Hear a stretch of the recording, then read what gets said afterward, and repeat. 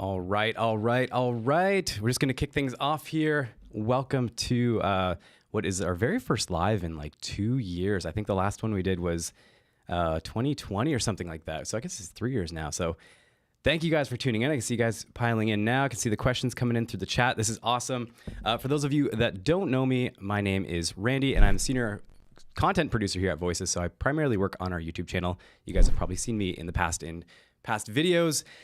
My goal is to make as many useful resources for you guys as humanly possible to help you guys book more jobs, sound better in your auditions, and ultimately make some more money. So that's my goal, and that's what I'm hoping we can accomplish today. Going to go through some audio questions that I see coming in all the time, and of course, we're going to get to all the questions in the chat. Good morning. Good to see you guys. It's good to see you. We typically don't do live, so this is kind of new for us. So you'll have to let us know if this is something that you guys want to see going forward. Maybe we could get some other people here from Voices, like our product team. I think they'd be really beneficial for the talent community to show you guys what's coming down the pipeline for the platform and other ways that we're trying to improve your quality of life here at Voices. Today's session, basically the format that I want to do is some question and answers. We've got questions coming in from TikTok, Instagram, Twitter, YouTube community forum. So there's lots of stuff coming in, but I'm going to try to address the ones in the chat here first. And then of course, we got a little Pro Tools demo. So I'll give you guys kind of the rundown of what I would typically do in an audio situation for editing dialogue, show you a bit of the process that we do here for the videos that you see on our channel. I see some questions coming in here, so I'm just going to jump right into some of these questions. We got a question here. What's a good way to start adding background music to demo reels? What's a great way to do that? Yeah, so adding background music can be tricky because you do have to find music that is free to use. And there are a lot of copyright sort of concerns when you're putting demos on platforms. Of course, if it's a demo and you're not making money from it, it's usually not an issue. Our stance as a company is to avoid copyrighted music because it can just cause problems down the line. So we want to make sure that you have the rights to use whatever you're using. There are a few free sites out there that have music available to you, and I can link those down in the description once this video is published. I'll get that info for you. But we use a site called Epidemic Sound. This is not sponsored in any way or anything like that. They're just a great provider of music. It is a paid subscription to use their services, however. But what's great about that is when you have that music, you can use it on any platform that you wish. So that's really nice. We definitely like knowing that we're covered in terms of copyright and stuff like that. Like the music you heard when the stream was starting, that was an Epidemic Sound song. So we do like to make sure that we're covered and not infringing on anybody's rights. So that's always important. But in terms of the actual pairing the music with the audio or with your dialogue, I'll get to a little bit of a demo later in Pro Tools, and I can show you what I would do for setting the levels to make sure that your voice is popping out on top and that the music isn't masking your performance at all. Let's move on. That's a great question. For someone who's never attempted to start making, yeah, exactly. I got a new mic that's a shotgun. I'm struggling to get the position. Okay, yeah, curious to know which mic you ended up getting. That's I use the NTG3 at home myself, which is a shotgun from Rode, and we have the Sennheiser MKH50. MKH50. Yeah, thanks, Jeff. Jeff is here with me. Jeff edits our podcast for those of you who haven't met Jeff yet. He's also in some of our support videos. So Jeff is just here making sure that the tech goes smoothly today, and I definitely appreciate you. Thank you for that. Yeah, so we have the MKH50 that we boom in over our shots, and it sounds really nice, but that's not the question. The question is, I got a mic and struggling to get the position. Yeah, so there's a few things that you can do. Shotguns are tricky because they pick up a lot of directional sound, but they're gonna pick up things past the subject as well. So they're a bit tricky when you're placing them in a small space because you have to be mindful about what the shotgun microphone is going to pick up behind the subject too. My usual practice is to kind of position it in front, pointing down. That's because I usually use them in a film capacity, like for our YouTube videos. If I was doing it for more of a voiceover thing, I'd probably still do the same thing. I'd get it off axis for sure because you'd avoid plosives that way. It's a really sort of natural way to get it out of the way. I also tend to go from above rather than from below. A couple different reasons I do that. So one, if it's coming from above, it's also capturing, remember I said it's going past your subject, so it's also going to capture your chest and sort of that resonance from your body. Second reason is there's no stands in your way. If you can get it in above, you're kind of clearing out some space for your copy and just for your hands to sort of emote and do all the performance things that you need to do.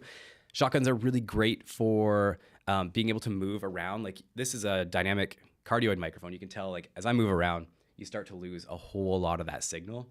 Shotguns will be pretty good at, you can put them further away and sort of capture the whole body. So that can be really nice for that. I would definitely try maybe like, I don't know, 30, 40 degrees up and maybe about a foot away as a good place to start. That's kind of where my preference would be. And if you find you're getting any plosives or anything like that, just inch it up a little bit more. That would be where I would start for sure. Great question.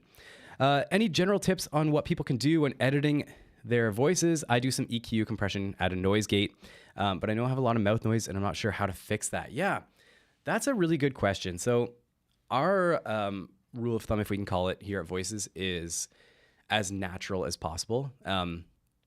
That's what our clients want. That's what they say they want, but they also tend to prefer louder audio files. So it's a bit of a balancing act. You want your audio to be nice and punchy, nice and loud, without it sounding like you've done work on it, if that makes sense. You always want to give them a file that they can produce, but you can't unproduce a file, right?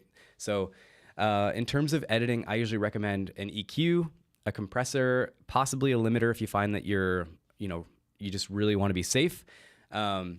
And then mouth noises. Yeah. Mouth noises are tough. I always recommend if you can fix them at the source, that's the best way to do it. So a good way to get rid of that sort of saliva clicking sound, stay hydrated. That's a big part of it. The second thing you can do is eat a green apple. It sounds crazy, but the acidity in the apple helps neutralize that pH in your mouth. So that can help with those clicky sort of smacky sounds. Editing them out manually is a ton of work. I would recommend, there's a plugin from Isotope called Mouth Declick, and it is shockingly amazing. I'll actually show you that during the editing process later. It's quite literally, you drop it on and you drag like one parameter and it gets rid of all the clicks. It's basically magic. I really like it. So that would be, if you have a lot of mouth clicks, that would definitely be a tool I'd look into. Isotope is a little bit expensive, but it's sort of one of those, like you just put it on and it does it. It's really, really fascinating to use. All right. Are there any editing tips for when you move during your recording and there's a clip that sounds different? Yeah, that's tough.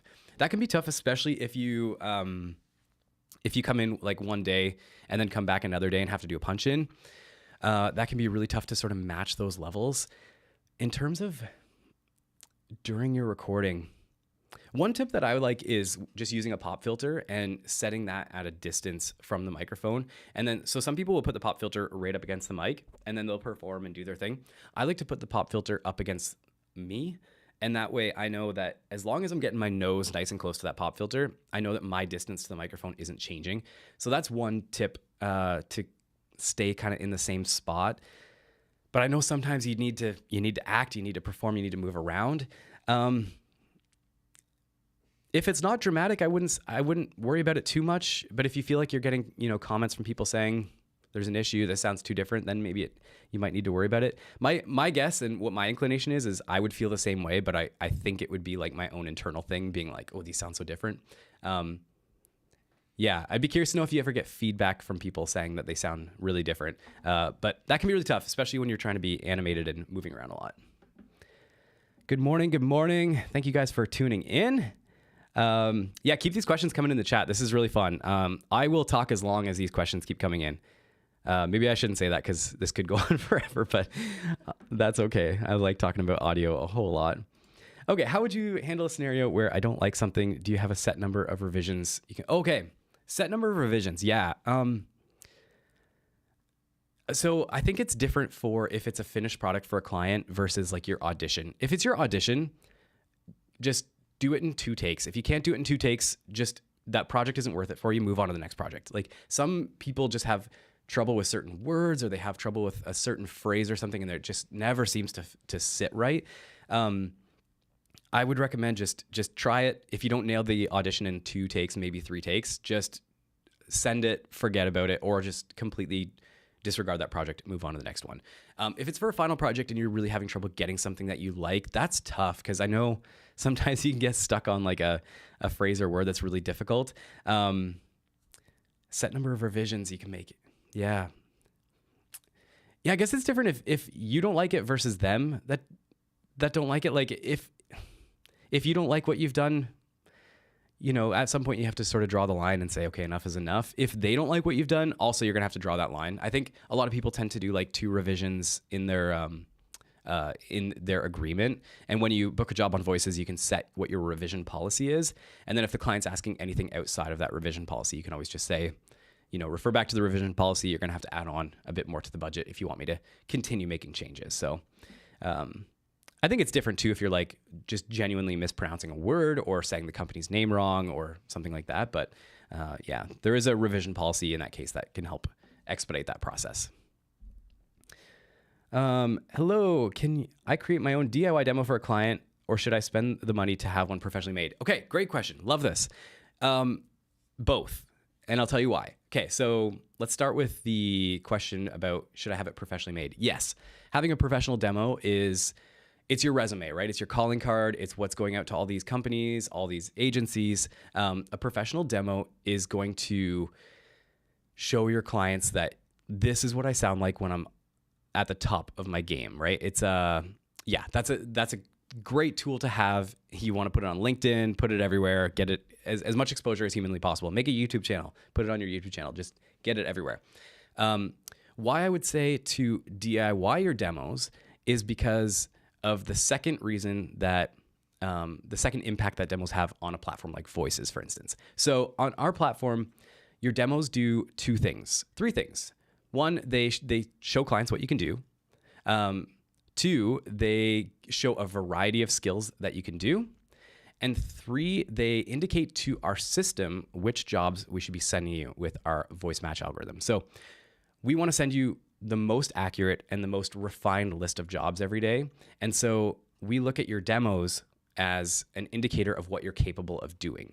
So you want to think when you're creating demos in a DIY sense of breaking them down how Google might see them. So try to get your head in the mindset of Google and think, okay, if Google's indexing these demos on my profile, what keywords is Google going to pick, and how is it going to show that to people who are making these search queries?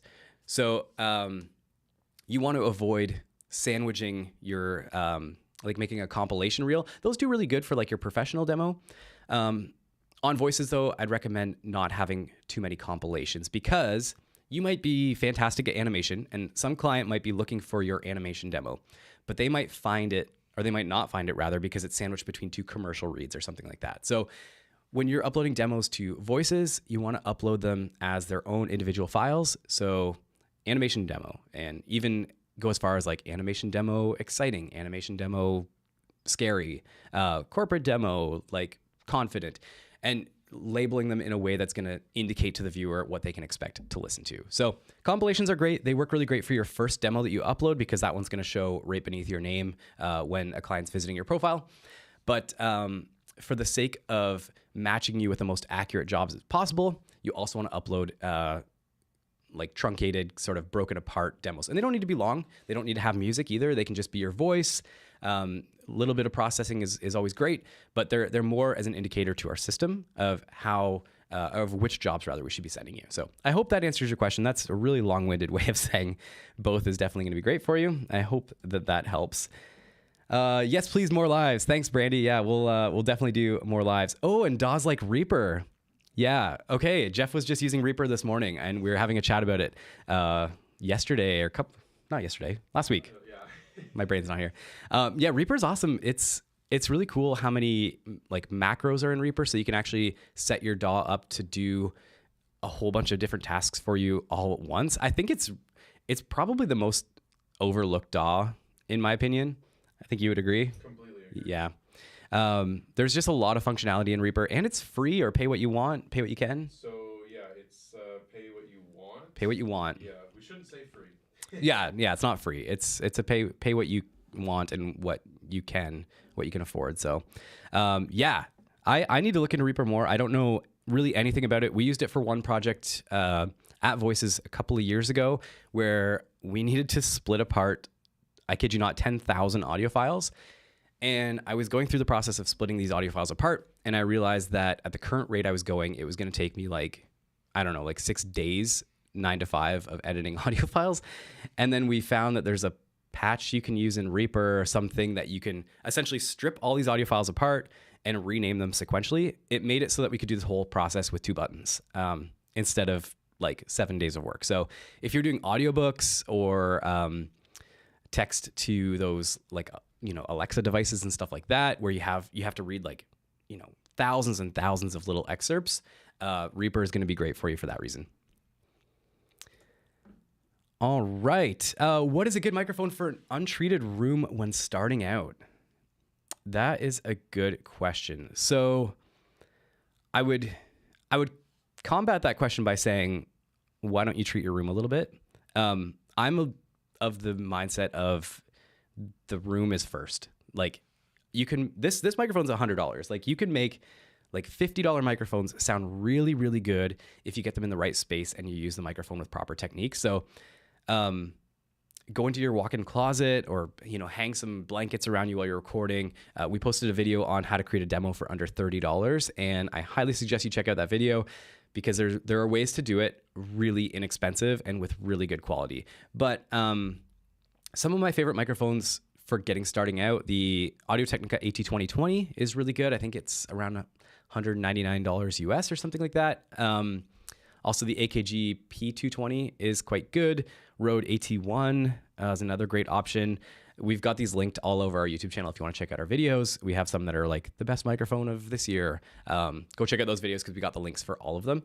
But yeah, I think a good large diaphragm condenser microphone is going to do pretty well for you. You just want to make sure you're getting it nice and close and with the best sort of room treatment that you can. But you don't need to spend money on the treatment. Like blankets and pillows, they really they really work wonders.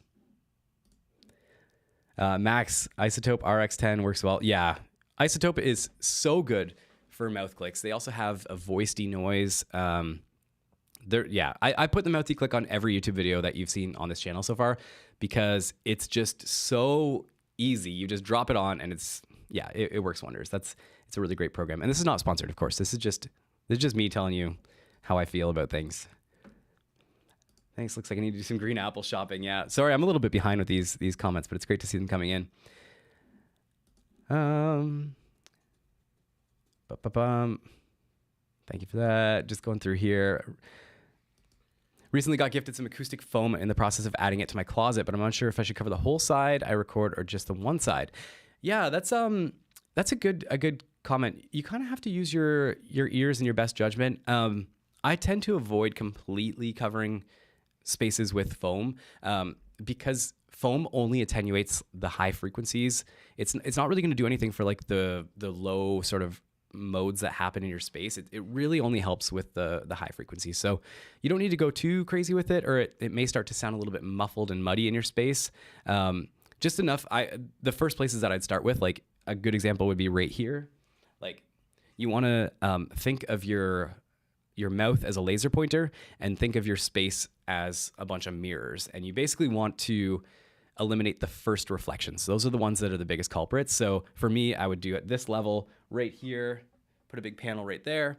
The ceiling would probably be another thing. The desk would definitely be a concern for me. So think of your mouth as a laser pointer, think of the mirrors and try to eliminate the first reflections first. See how that sounds, and then you could jump into the second reflections. Okay, just a response here. Yeah, no feedback from anyone saying your sound is different. Yeah, I honestly, I bet you're fine with your space. And your DDS mic too. Yeah, that's a great mic. Cool. That's awesome to hear. Yeah, shotguns are pretty fantastic for being able to move around a little bit too, which is awesome. What do we got here? So just going through, you'll have to bear with me. I see a question mark. Okay, I master my client's podcast directly on the master track. Should I be bouncing my mix and then master in a separate Pro Tools session? No, I don't think so. I think as long as you're able to recall the session at any point, I think that's the big concern. At least that's where my brain would go. You could always do a save as or a save copy to make sure that you've got the whole session exactly how it is. The key would just be making sure that you have the ability to go back should there be any revisions or edits or anything like that, and then be able to get the same sound really quickly. All right. Thanks for these questions, guys. This is exciting. This is getting my brain going for the morning. I love this. Could you advise on the right volume for auditions in terms of dB to get an indication on our DAWs? Yeah, that's a great question. So auditions and final jobs, we have to think of them as separate projects or separate targets. So for auditions, we want them to be as loud as possible. I hate to say it because the loudness wars, they're a real thing. Everyone's trying to make their projects as loud as possible. And you've probably experienced it a million times with TV commercials and stuff like that when you're watching your quiet show and all of a sudden the commercial comes on. It's crazy loud. But there is a reason for that, and that's that humans tend to gravitate to the louder audio file. It's attention grabbing. It makes you think it's better. As an audio guy, I deeply hate that. I hate that we have to make things as loud as possible because dynamics are so nice. Like if you listen to a nice recording with dynamics, it has real moments of quiet and that sort of intimacy, and you can hear that, and I love that. Auditions are a bit of a different beast because we're trying to capture a client's attention in 3 to 5 seconds. Our data that we look through on our platform shows that clients listen to about 3 to 5 seconds of your auditions. So another thing, I'm gonna elaborate on this in a second, but we want to make sure that we're capturing their attention, and so having a nice, loud, punchy audio file is really important. So we recommend normalizing your audio to -1 decibels, and you're going to want compression on your auditions as well to make it just a little bit more punchy. You don't have to go too crazy with it, but just, about 3 to 6 decibels of compression and then normalize to -1 decibels. That's kind of our rule of thumb for getting that nice, punchy, loud audio. But it is really about capturing people's attention. And that brings me to a second point about auditions. I said 3 to 5 seconds. So there is no need to send in minute-long auditions. Like your auditions should be 20 seconds at the absolute max. Otherwise, you're just recording stuff that will never see the light of day. No one will ever hear it. You're also giving yourself more places to for them to pass on you or to go, I actually didn't like how they said that word.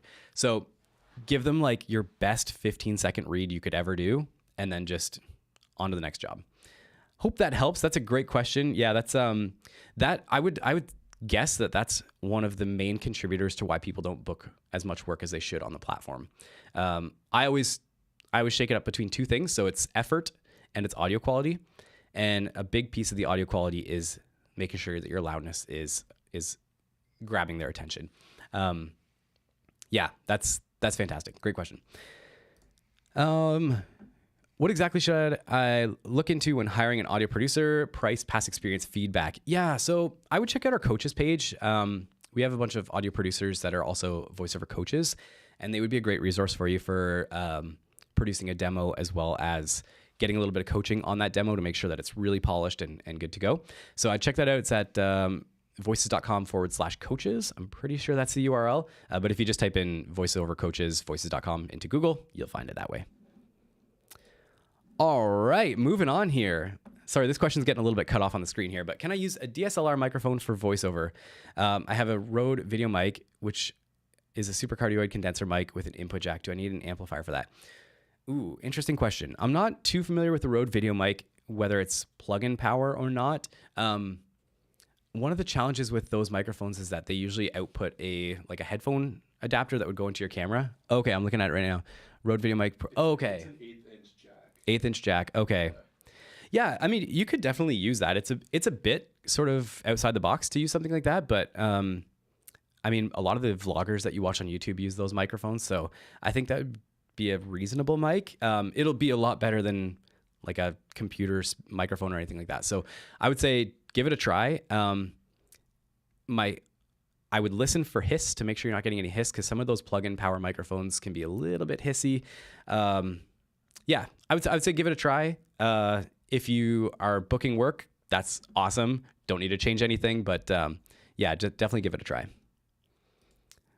Jeff says, jumping in on the isotope comment, I use D-Click on every dialogue track for podcasts. Yeah, so Jeff edits our podcast here at Voices, Mission Audition, Vox Talk, Voiceover Experts, and Voice Branding Podcast.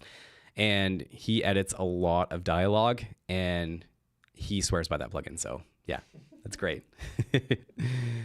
Good morning, Randy. Thanks for the great videos you post. Oh, thank you so much. Thanks for watching them. It's really awesome. Yeah. Sometimes I feel like we're just throwing content out into a void because sometimes it just, you just never hear from people. So it's like, it's really nice to know that the content's useful and that you're getting value from it. That's great.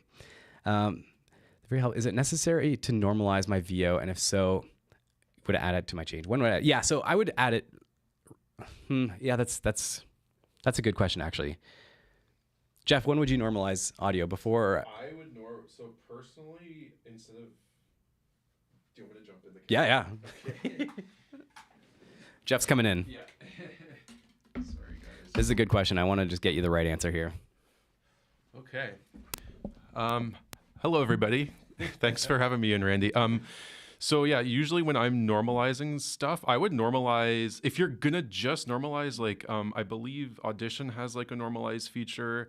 So if you're using that feature, like Adobe Audition, or I do believe Audacity has a normalize feature, I would normalize first and then do what Randy's saying with like adding 3 to 6 dB of compression. That's gonna get you closer to a target that you want. But if you have Isotope RX, I highly recommend loudness control because that will just remove all the guesswork for you. So you can use loudness control to normalize your track to minus 16 LUFS, which is not a decibel reading, but it is a loudness rating. And that loudness rating is more psychoacoustically what you're looking for than a dB rating. So yes, if you're just using normalizing, like Audition's native normalizing, or again, Audacity's native normalizing, I would do that first. But if you do have loudness control from Isotope, I highly recommend using that instead. Sweet. Thanks, Jeff. Vanessa says yes, Jeff. If you guys have been over to her Instagram, you know Vanessa. Ableton rocks. Couldn't agree more. Actually, I've never gotten into using Ableton. I don't know why. I think the looping aspect of it was really cool back like 8 years ago, and I was like, oh, I should try Ableton, but just never really got into it. Good morning. I have no prior VO experience. Would you recommend working with a coach before doing an audition or demo? I usually recommend getting like 100 auditions under your belt before working with a coach. I think you should definitely work with a coach. It's awesome. It's a great way to sort of expedite the process and like just get yourself to that next level without having to do the 1,000 of auditions before. It's a quicker way to learn.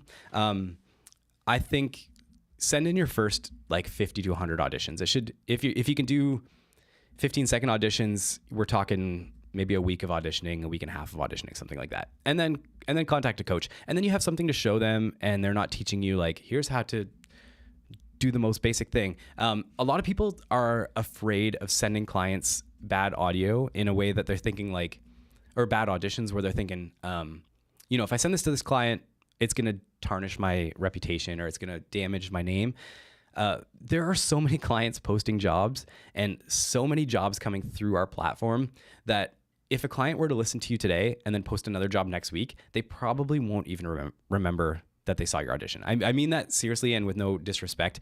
The clients go through these auditions so fast. I really like to express this to talent. Like, clients blow through those auditions because they have something in their mind. They know exactly what they want. And so it's just click, listen, click, listen, click, listen. If your audition isn't cutting it, like, there's no harm done. So I would recommend,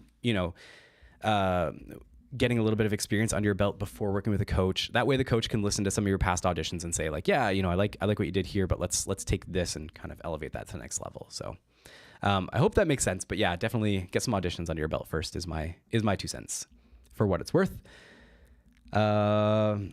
Mike, that's exactly what I do. I save as. Yeah, a save as is a great thing to do just to make sure that you're keeping all of the information for that session in its own unique folder.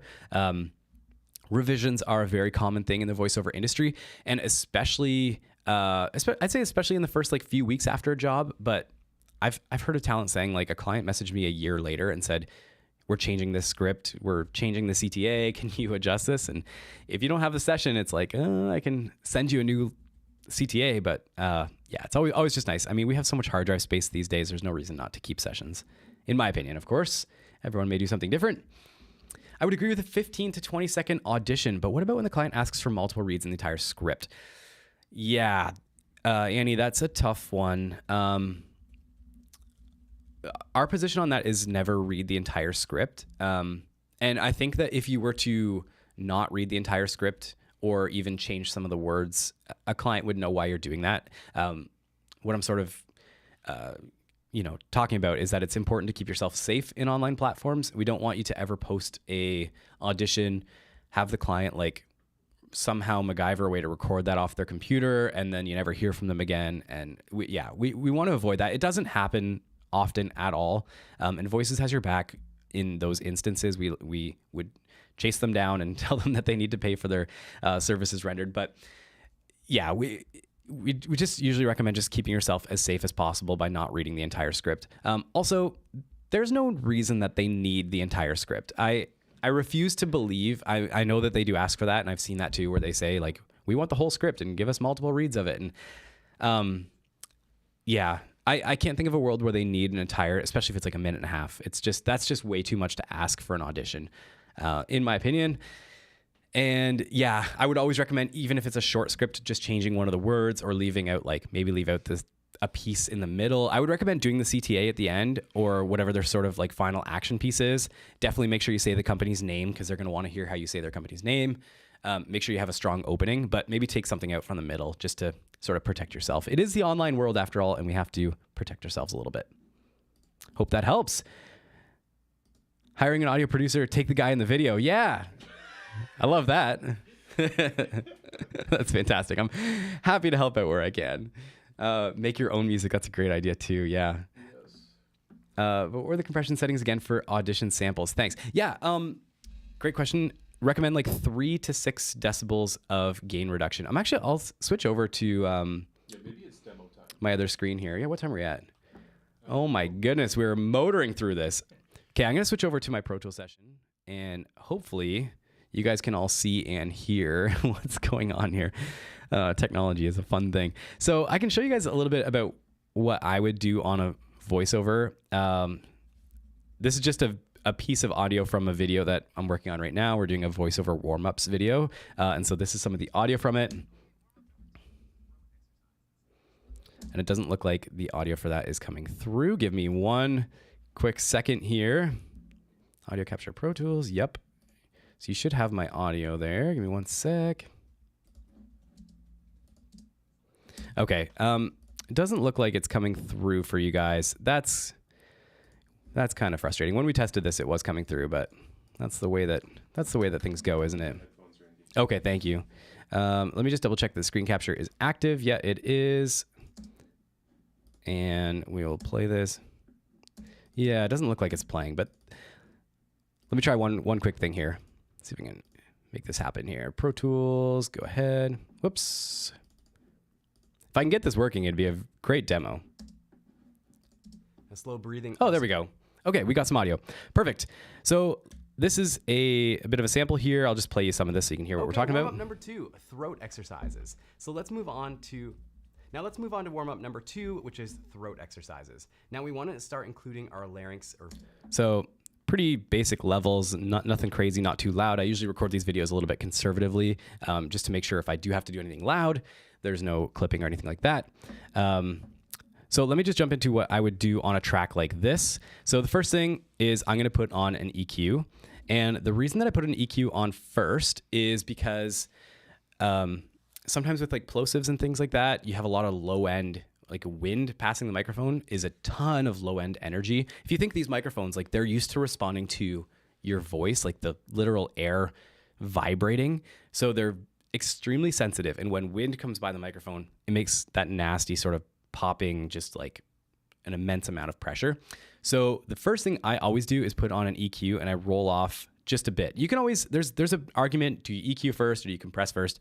I always put a filter first at least, just to get rid of all that chunky low end. And I set it to around 80 Hertz and then just roll off all that low end. You really don't need it. It's not providing any value to your voice. And you can see here, like throat exercises. My voice doesn't sit in that range anyways. So I'm basically just rolling off garbage. It doesn't need to be there. So that's step 1. Step 2 is adding a compressor. And this is probably a different compressor than you're familiar with, but let's just go through what these variables do here. So on all compressors, you're going to see either input or threshold, and they essentially mean the same thing. So input means how much it's pushing into the compressor, whereas threshold means it's telling the compressor at what point to activate. They both do the same thing, but with a bit of a different process. So this one's input. Okay, warm up number 2, throat exercise. And let me take this off bypass here. Okay, warm up number 2, throat exercises. So let's move on. And right now we're metering the gain reduction, so how much the compressor is actually doing to the gain. And I'm typically hitting between about 3 and 6 decibels of gain reduction. One of the first things I'm going to do too is make sure that my ratio is a 4:1. Anywhere between about 4:1 and 7:1 is good for voiceover. I usually leave it 4:1. It's pretty natural sounding. You don't really hear it too much as a compressor.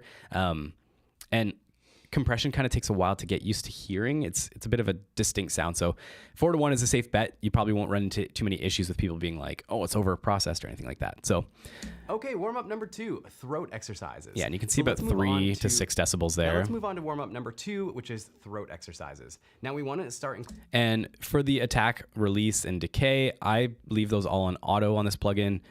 Seems to do the work quite fine. You can also take a look at another plugin just for argument's sake here, which is our compressor. This is also a pretty easy one to use. I do enjoy this one. And I'm just going to go in here to settings, factory, and I'm going to click on the voiceover preset because if presets exist, why not use them? And then you can see here, number 2, this one's a threshold. So it's basically the same thing, but backwards. So we're just going to pull the threshold down number 2, till we're about throat 3 to 6 exercises. decibels So let's of move on to- gain reduction. Now let's move on to warm up number 2, which is throat exercises. Now we want to start including. Somewhere around there. And you can see the ratio we're set at a 4:1, roughly. Attack, release, I'm just leaving them right where they are. So that's kind of my settings that I would do for compression. And that's about it. Just be mindful that if you're compressing 3 to 6 decibels, that means that you can also increase your gain 3 to 6 decibels roughly. So I'm going to bump up my gain now because I've taken out around 6 decibels. And yes, I say out like a Canadian because I am Canadian. Okay, warm up number 2, throat exercises. So let's move on to. Now let's move on to warm up number. And that's pretty much my process. So 4:1 ratio, make sure the threshold or the input is only reducing by about 6 decibels. Attack, release, you can play with them to your taste, but basically that's going to change how clicky the front of your words are, to say it in the most kind of simple way I possibly can. I hope that helps. That was kind of a little crash course there. Yes, 3 to 6, about 2 months. Okay, let's just jump through some more questions here and then we'll get into some more demoing. About 2 months ago when I started hearing a weird double and triple extra sound when I do certain words, almost like a stutter. Oh, interesting. Yeah, that's an interesting question. I wonder if it's something manual or something that's or like something.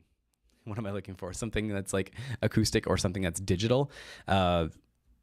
It sounds like if it's you're hearing doubling. That sounds like something digital for sure.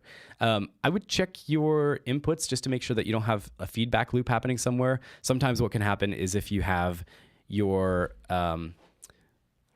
interface going into your computer and then sending a signal from your computer back to your interface, sometimes your computer there's weird things that can happen with internal routing that might be causing some sort of a feedback loop. So that's frustrating. And you're hearing them in the recording too, eh? That's Maybe like unplug the interface and like set your signal chain up from scratch. Yeah. Jeff is just saying to set your signal chain up from scratch, unplug everything, try just making sure you have the most basic signal flow possible.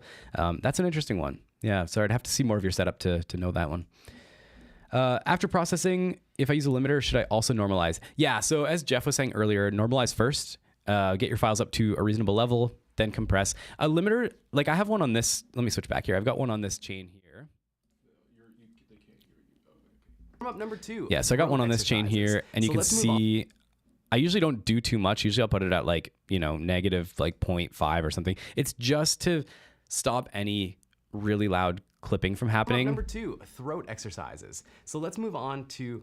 I wouldn't worry too much about a limiter. You can put it on as sort of a safety prevention to make sure you're never clipping, but you can also just watch your meters to make sure that you're not clipping. I usually put one on just in the interest of trying to get things done quickly. Like with our YouTube videos, I want to get them out as quick as possible. And I could watch the whole audio file and see if it clips anywhere and drag that little piece down, but it's just like, sometimes you just have to weigh that. Like if I put a limiter on it, it's going to do a little bit of compression when that moment happens, but I'd prefer that over it distorting. So yeah, a little bit of limiting can sometimes help just to make sure you're not clipping. Hope that helps here. What are your feelings on a hard limit with no input boost first, then normalizing to -1 decibels like you mentioned? Interesting. Hard limit with no input boost first, then normalize to the -1 that you've mentioned. Yeah, so I actually do that kind of. Well, it's not a hard limiter. I do a soft limiter on my interface at home. I have a outboard limiter, so they're before the preamp section and before they go into recording. So I actually do that, and that's the way that the whole film industry works. So I think there's good merit there. It's almost like compressing on the way in a sense, like you're almost using the limiter as a compressor on the way in. That's interesting. Yeah, I think that's a great method actually. I like it. What do you think, Jeff? I think that's fine. Jeff likes it too. We like your process. That's great. Especially if it's outboard gear. Yes. Vanessa says we love honesty. Thanks, Vanessa. I appreciate you. Oh, that's great. Working our way down here. Oh my goodness. So many questions, you guys. This is awesome. I hope I can get to all these. Okay. Irene says, hello, is loudness normalization on Audacity the same function as isotope loudness control? Thanks for your help. No, I don't think so. So Audacity works in a little bit of a different way. It's destructive editing, which sounds super scary. But Audacity, basically, when you process an audio file, it commits that processing to the file. It writes it, it bakes it into the originally recorded file. That's probably one of the scariest things for me as an audio guy. I love to have backups and safety and all that. So destructive editing, I do find it a little scary personally. And a plugin like Isotope Loudness Control is going to work on top of your audio file, so you can actually edit those and process them in real time. Unless you can also commit through Isotope. You can commit and write that to the file. But Isotope is going to give you a little bit more flexibility than Audacity, and the tools are a little bit better engineered. They're a little more seamless. Yeah, I would avoid destructive editing as much as possible, just because it's, if you do something that you don't like, you close your session, you open it the next morning and you go, oh, that limiting is a little bit too loud, or normalization is a little bit too loud. You can't revert that file at all. So yeah, just be mindful of the differences with destructive editing. Jeff, I think, is just answering a question here. If you have an isotope recommend, yeah, loudness control. Yes. If the coaches go through auditions that fast, would it matter if I have Bob DeWert in the sample? Yeah, that's a good question. So Jeff has just been actually casting some voiceover for some audio ads. Some ads and also Mission Audition. We do the casting. Yeah, we do all the casting for Mission Audition as well. Do you listen to the entire sample? So first round. Yeah. And we actually have a video coming out on the audition process soon. Oh, we have a video coming out on the audition process soon, which will be very helpful, I imagine. Just really quickly, I will say, so usually like when we're casting, like we first 5 seconds top to bottom, and then we build a short list from there. Okay. And then we listen to the whole audition when it's on a short list. Okay, so if you can't hear that, he's saying first 5 seconds, he'll build his short list from those first 5 seconds typically. So scroll through really quick, build out his short list, and then they'll pay more attention to the audition. So, yeah, I would recommend not flubbing words in an audition, just because it might give the impression, like, it's you don't want to give them any reason to not hire you. Like, if they're going through and they love your voice, they're going to hire you. They're going to say, like, I'm sure she can say that word properly. She probably just, but it's also that, like, you want to put your best foot forward. You want to show that you're professional. They might think, like, she left in a mistake. That's kind of unprofessional. So it might hit different people differently. I wouldn't care if I was hiring someone and they had a great voice. I'd just be like, oh, like, I'll just have to explain to her that that's not how you say the word, or, what have you. But some clients might take that a little bit differently. So just something to be mindful of. I want to start recording in my room with a decent budget equipment recommendation. Also, I'm an audio producer, but I need some help to get good quality. Yeah, so good budget equipment. Focusrite Scarlett Solo is like $100 interface. It's totally fine. You probably won't ever outgrow it. It's totally reasonable for voiceover. It's about $100, and a good large diaphragm condenser microphone with a nice stand, a nice pop filter. You're looking maybe a couple $100 for that as well. So yeah, about $300. Microphones I recommend. You can rewind the VOD, but I was mentioning the AKG P220, the Audio-Technica AT2020, and the Rode NT1A are pretty good options. You'd definitely be pretty happy with those. I don't think you'd outgrow them very quickly. EQ cleaning low frequency, yes, is an amazing thing. Yeah, honestly, especially if you're going to put a compressor after your first EQ, if you get rid of all that low frequency that we were just talking about, I'll jump over to that screen so you can see. So we get rid of all this low frequency in here that's basically just junk. We don't need it. All of that low frequency would absolutely be slamming our compressor. Because that low frequency energy has so much power to it that it'll hit this compressor really hard and make the compressor compress your dialogue, but not as a result of your dialogue. It'll be compressing it as if it's low end. So it's yeah, that's why I just love to clean that stuff out. Do you want to say what is low, like what would be in that low frequency? Oh yeah, low frequency. So good point, Jeff. Low frequencies are like wind going by the microphone. Like I'll take this. Sorry if this is like really annoying to listen to, but I'm gonna take this off for a second. Oh boy, I hope this isn't destroying your ears at home. So if I take this pop filter off, and that is like low end frequencies. It's wind noise, which is very different than acoustic noise. So the wind is actually hitting the microphone and moving that diaphragm and distorting it like crazy.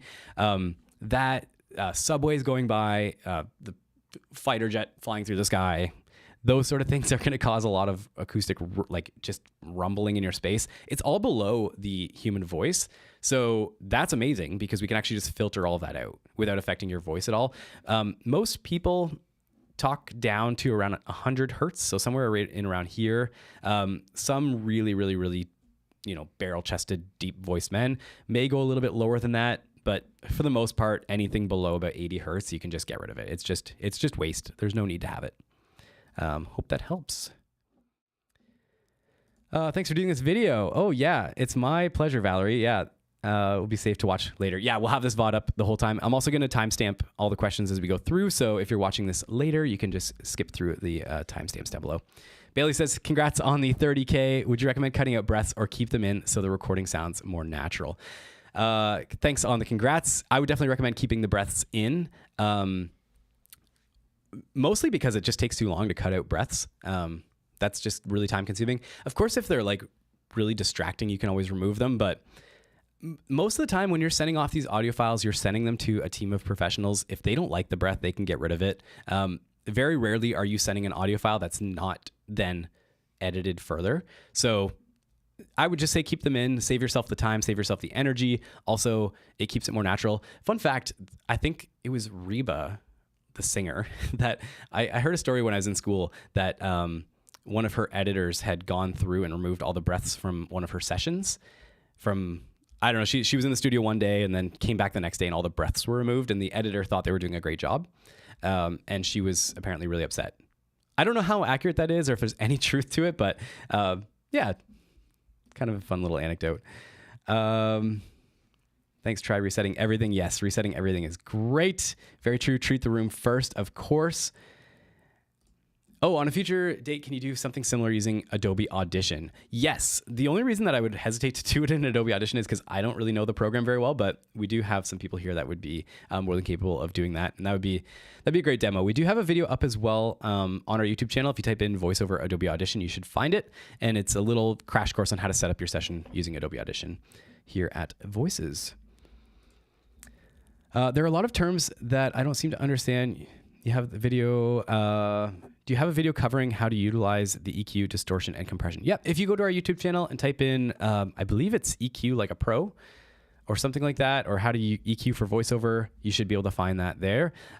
Distortion, we have a video called voiceover ear training, which goes through all the different types of digital, electrical, and acoustic distortion. And a video on compression, we do have a video on compression as well. So yeah, just check our YouTube channel. We've got lots of resources. Yeah, it's my job to kind of figure out which videos you guys want. So make sure you put comments on all the videos. I go through the comments every day. So if you have any requests for future videos, definitely let us know in the comments. Joy West says, I work with Audacity and I always have to make a copy of my tracks before I edit. Oh yeah, that's great. That's great. Also, can you undo anything you did on your track? Oh, you can undo anything you did on your tracks. Main thing is to remember not to hit save. Yeah. So yeah, once you hit save, it commits it to memory. So that's a great idea about making a duplicate of the track and then editing on the duplicate. That's really smart. That's a great idea. Yes, I have a Scarlett in mind, and thanks for the mic recommendations. Yeah, no problem. Yeah, Scarlett's great. Honestly, it would be my go-to. Like it's very inexpensive. Focusrite also does a great job of updating their firmware and keeping their devices working for a long time. So nothing but praise. We have a Scarlett in our studio as well, which we use for some projects. So yeah, they're very handy. Yes, breaths are hard to edit out. My first work had a couple of breaths, even though I cut some out. Was so embarrassed to put my work out. Yeah. It can sound a little bit unnatural. There's like that moment when it's like you don't know why something sounds weird, but it just does. And I notice that a lot with editing YouTube videos is you're always doing jump cuts because people just want them to be as quick as possible. But it basically means that if you watch any YouTube videos with me talking, I talk for like 7 minutes without breathing, which is, it's not natural at all. And it can be a little bit tiring to listen to just because it feels fatiguing. Like you as a listener are like, oh, something's wrong. Like why doesn't this sit right? So yeah, definitely keep the breaths as much as you can. Oh, how about a video on setting up a better session in Audacity? Yeah, that's a great idea as well. We also do have a video on Audacity if you want to check that out. So that's great to know. As long as you can EQ right, many mics are a good option, right? Absolutely. Yeah, I think so. I don't think that any microphone above like $180 is going to give you any issues at all. Like there's that, what do they call it? When you keep paying more money, it only gets slightly better. I can't think of the word for that. Diminishing returns. That's it. Thanks, Jeff. Yeah. The law of diminishing returns in microphone world, once you hit about like $200, the increases are so small and so incremental. And also you may find that like a $200 mic is your best microphone. Like some people just luck out that way and they try like a $200 microphone and it sounds amazing. And then other people have a $3,000 microphone and it sounds amazing on their voice. But that $3,000 microphone may not sound great on you. So my recommendation for picking microphones is go to Guitar Center you guys have in the States. In Canada, we have Long & McQuaid. There are a few options that are like those music kind of instrument stores. Go to their microphone section and ask a rep if you can take home like 4 options, like rent them. Just rent them for a week. At Long & McQuaid, we can rent microphones for like $6 a day or something like that. It's very inexpensive. So definitely rent 5 microphones, different price points, different styles. Bring them into your booth, try them out, try the same recording, record on each one for like 15, 20 minutes, and then go into your Pro Tools or your Audacity and process them, do what you would normally do to make your voice sound awesome. And then one even step further is see if you can get someone to A/B test them with you. So I would get my wife to do this. She would play files back for me. A/B test them, blind test them so that you don't see the name of which one is which, and just use your ears. I can't even tell you how important it is to use your ears to figure out which one is best for you.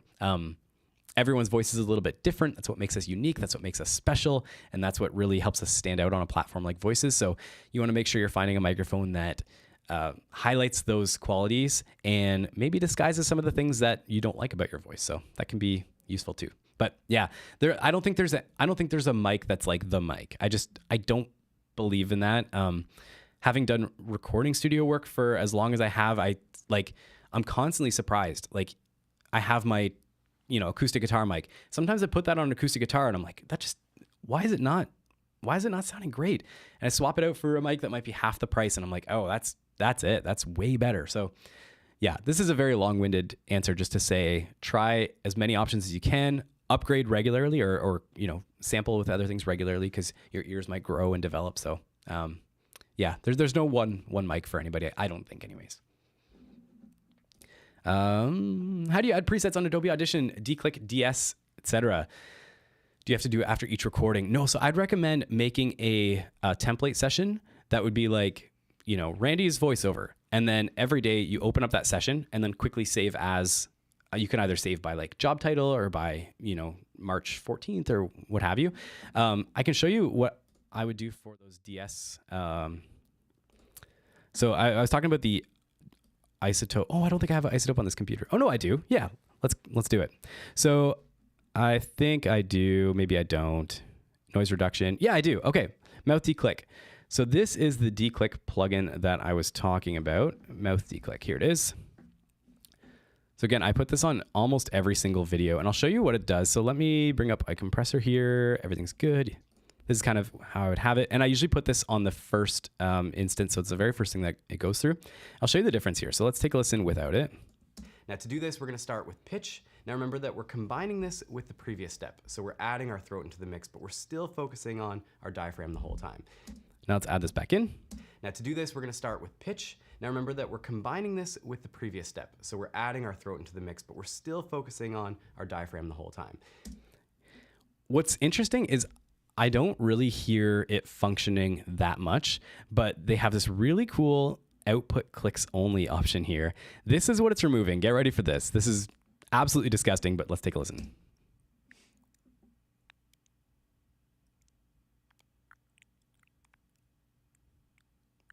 Yeah, I can't listen to that very long. So it's literally just finding all the clicks and just removing them. I didn't even touch anything. You can play with the sensitivity or the frequency skew, but it's shocking how nice that makes your audio sound. Any sort of like lip smacking, it just gets rid of all of them. It's just magic. I just absolutely love it. So that's pretty much what I put on there. Usually I would have a preset that would be like a roll off like this, a compressor and a limiter, like basically exactly how I have it set up here. And then that would be the preset that I would create for each session every day. I don't put anything on my master bus just because I want to see what my levels are hitting the master authentically. And then you can just export each file as you go. As far as editing goes, I try to keep pacing relatively similar. So what I'll do is go through something like this. Oh, that's still outputting just mouth clicks. Let's get rid of that for a second. Okay, warm up number 2, throat exercises. So let's move on to warm up number. So you can hear I have a false start there. So let's move on to. And what I'll do is I'll put a cut usually at the beginning of the second piece, and I'll drag that back and try to line that up with the first piece here. And the reason I'm trying to line it up is just so that that little pause there still feels like it exists and it's super natural. And then I'll go in here and I'll put in a little crossfade as well right before the transient, just so I know that I'm getting a nice clean edit. And then that's basically my process that I'd go through. So then it's okay, warm up number 2, throat exercises. Now let's move on to warm up number 2, which is. And you can hear I actually cut some of that S there. So I actually want to go back and just make sure that I'm not cutting off those S's, make that crossfade a little bit smaller. Exercises. Now let's move on to warm up number 2, which is throat exercises. And I'm repeating myself there, but you kind of get the general idea. I'm just basically going through and trying to line up each clip with the previous one. And I can show you that again so we can see here. With the previous step. So we're adding our throat into the mix, but we're still focusing on our diaphragm the whole time. Let's start by taking a deep breath in. Okay, so there's a mistake. So I'm gonna go here, drag this back, line it up with that first one again. That way I know my pacing is on point and I'm not changing my performance because I was very happy with my performance. And then we'll go here. We're still focusing on our diaphragm the whole time. Let's start by taking a deep breath in again. And you can see that it feels natural after I take that breath in there because I kept that breath. If you were to move this any earlier, you'll start to truncate that breath. So if I were to move this here, you can hear there's a breath there. If I blow this up, you can see it. I don't want to edit through that breath or it sounds like this. Diaphragm the whole time. Let's start by. Hear that? It cuts off that breath too quickly. And the reason I'm putting in crossfades is because we don't want to have pops. So if you listen without a crossfade. Diaphragm the whole time. Let's start by. Didn't actually do it there, but sometimes you get like a little, sound like a speaker popping. It'll go, you don't want that. Diaphragm the whole time. Let's start. So crossfade just helps make things nice and smooth. It's super easy and you just do that the whole time. Let's start by taking a deep breath in again. Yeah, that's pretty much the process here. Let's jump back to some of these questions here. All right, I'm going to jump back to this screen. Okay, we're going to do about maybe 10 more minutes of questions, and then we're going to call it a day. But I do appreciate you guys tuning in today. This has been a lot of fun and definitely seems like something that we should be doing more often. So I'm really happy to see you guys here. Okay, is there something that you guys look for when choosing voices? What stands out to you most that you're laser focused on? Yeah, so just to be completely transparent, nobody at Voices picks voice talent for jobs. Like we don't have a say in who the client picks ever.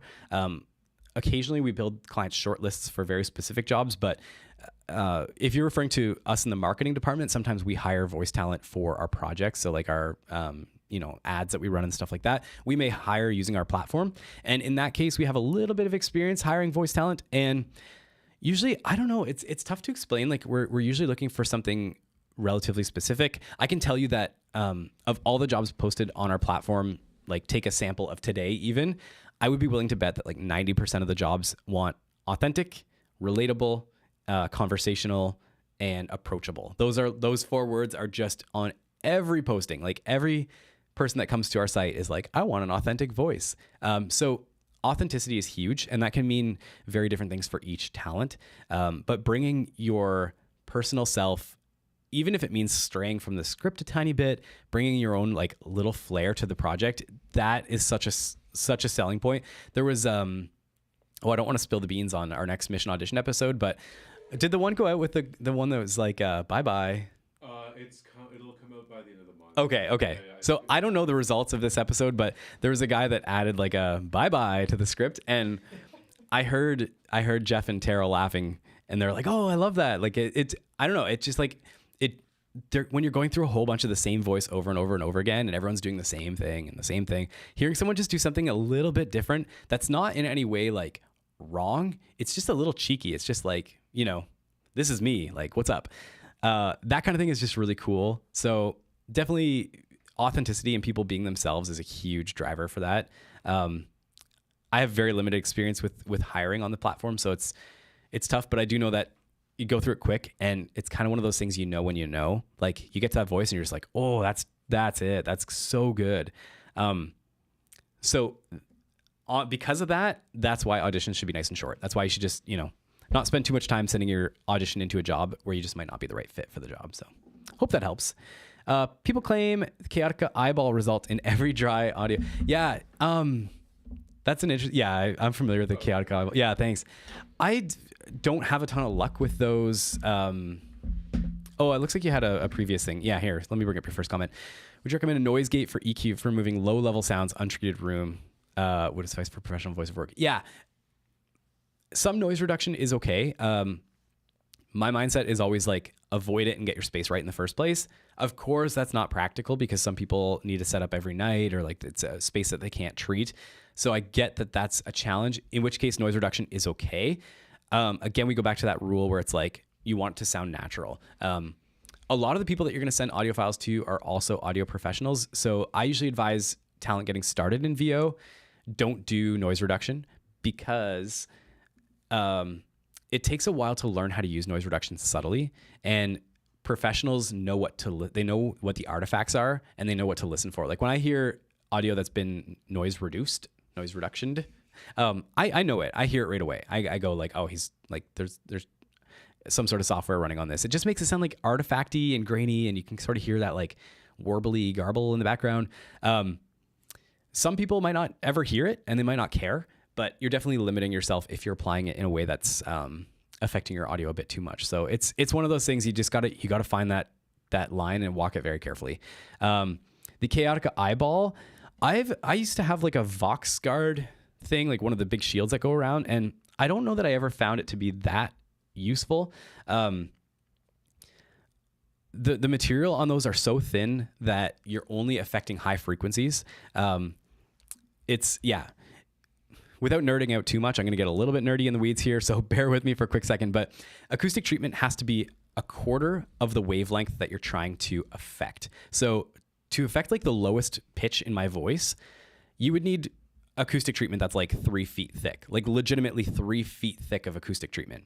So these Chaotica eyeballs, what they do is they do a really great job of stopping high frequencies from bouncing around, which, to be fair, high frequencies are problematic, and we often associate those with like reflections and stuff like that.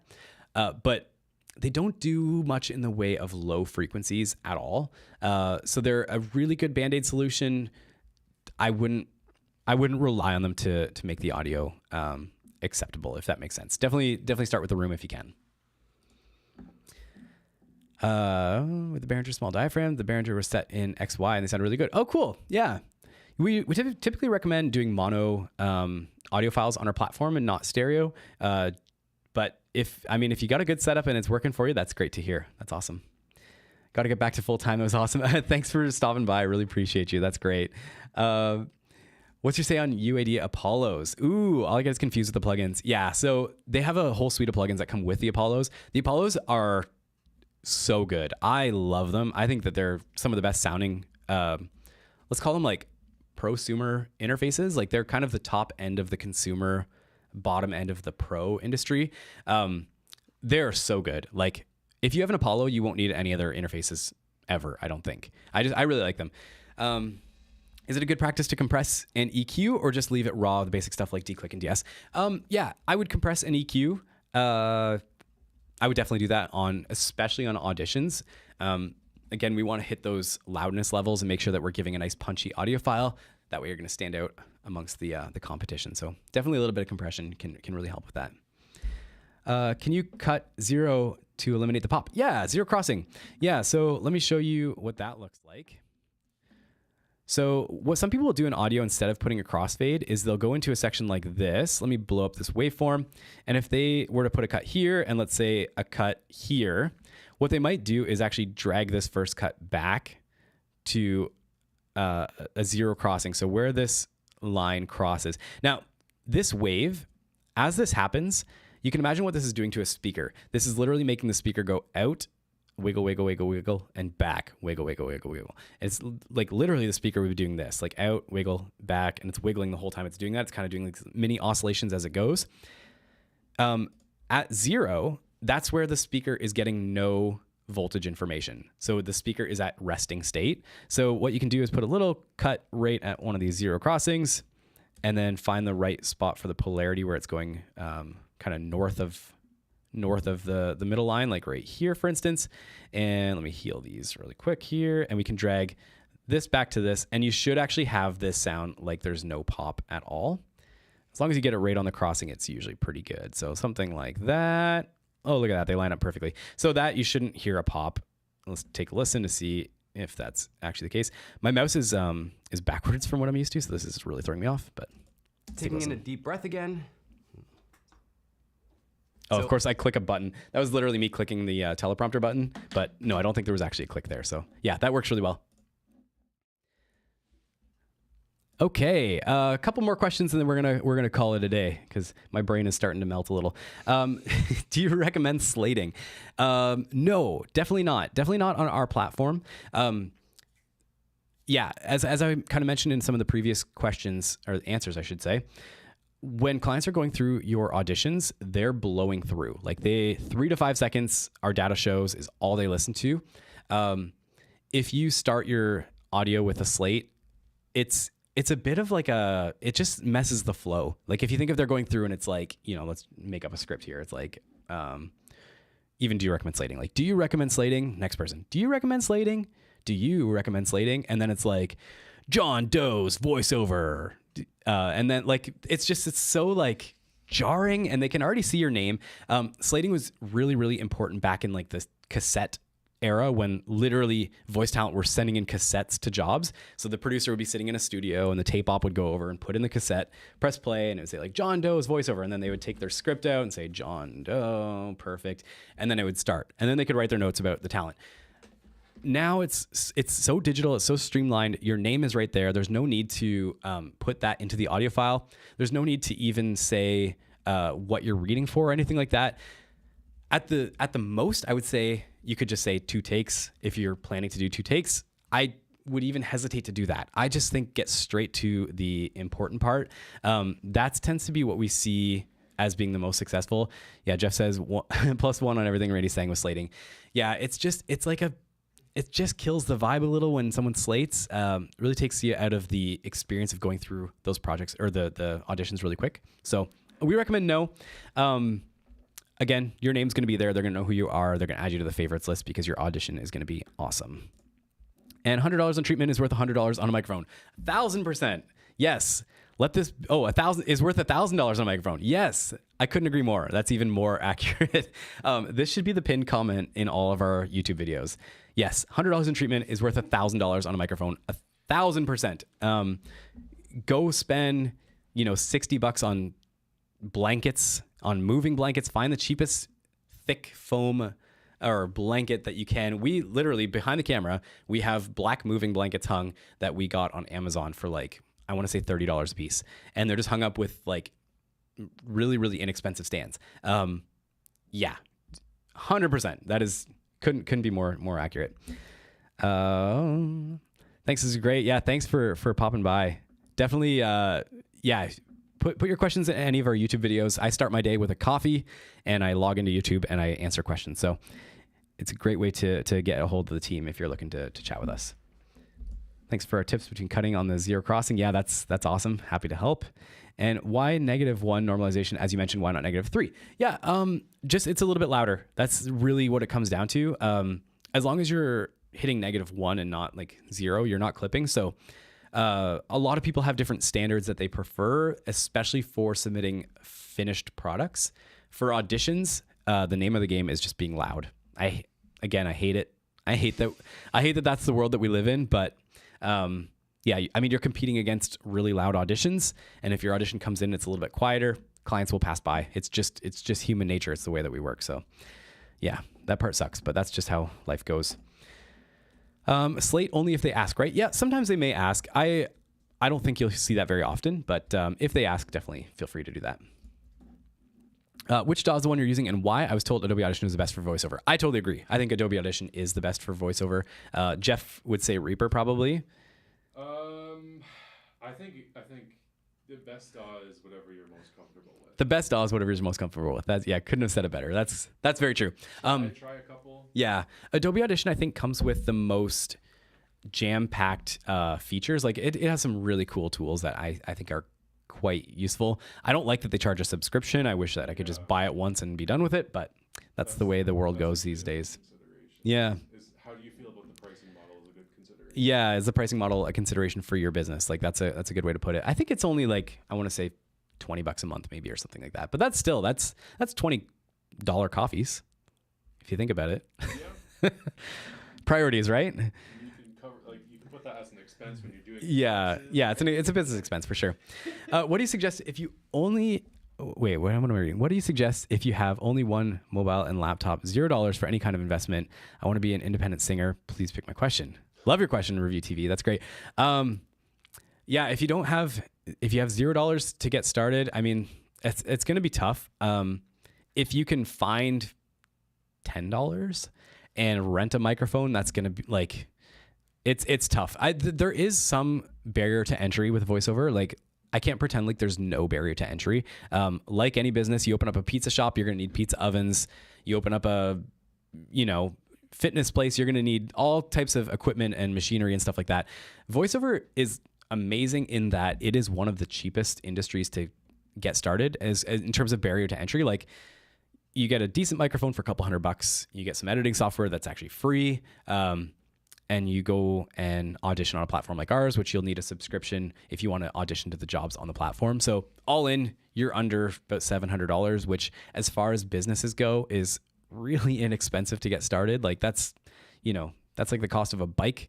So it's pretty inexpensive, but of course, relatively speaking, if you have $0, it's really difficult to do. But I don't want to pretend like there's no barrier to entry. Our clients have an expectation of the audio that they're going to hear.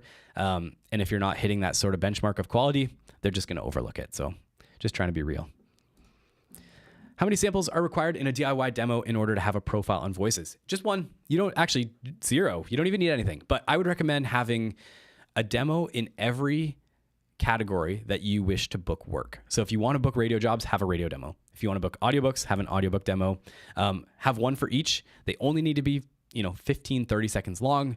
They're more to tell our system that you can do the work than to wow any clients. The vast majority of jobs on our site are hired by a client coming to our site, posting a job, listening through the auditions, and picking a talent. Some clients will navigate to someone's profile, listen to their, look at their resume, listen to their profile, et cetera, et cetera.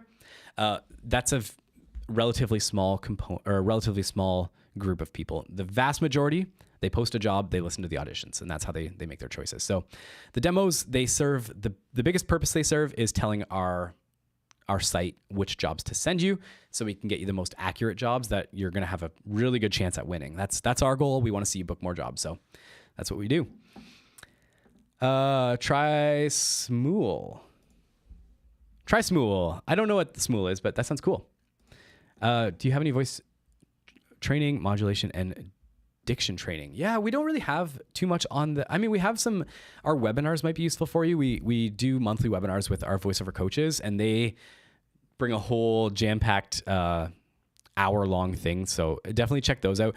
If you're looking for training specifically, I would check out voices.com/coaches. That's going to be your best bet for getting some training on diction and that sort of thing, and modulation especially.